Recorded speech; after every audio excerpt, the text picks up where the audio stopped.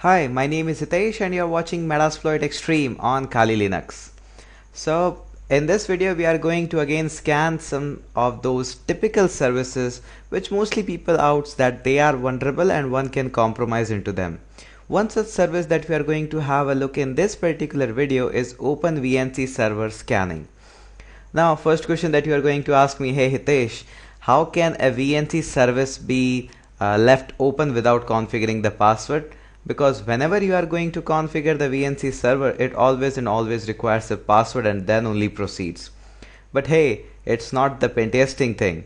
Pentesters always looks for a break, and there might be some good day for you where some of the person have left that VNC service open up and running without configured the password as well. So make sure you turns up every stone upside down so that you can find out some things. And in the VNC authentication, the scanner will actually search a range of IP addresses looking for a target that are running a VNC server without password being configured out. And every password is being configured out there, but as I would again say, we never know when we are going to have a lucky break out there. So make sure you scan everything, because that's actually all going to matter in the pen testing.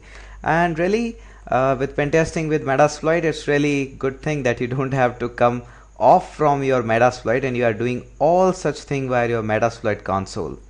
So we are going to use a auxiliary again, and that is a VNC/VNC_none/auth. That is for checking if it is configured without any authentication. And as always, I'll hit my options that says show options. It says please enter the range of hosts, so I'll hit the range host as 192.168.52.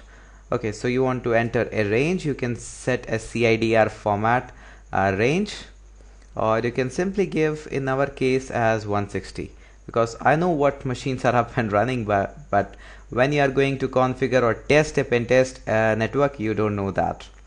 So my advice would be always search for the entire network range by putting /0/24, or it might be a bigger network as well.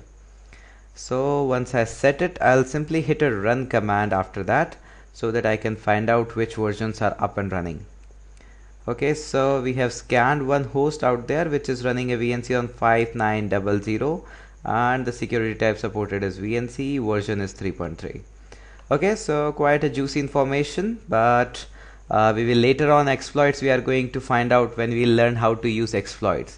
So remember, I haven't taught you how to use the exploits in a much greater syntax. We are just trying to focus on a pen testing first, then auxiliaries, and step-by-step proceedings will be there.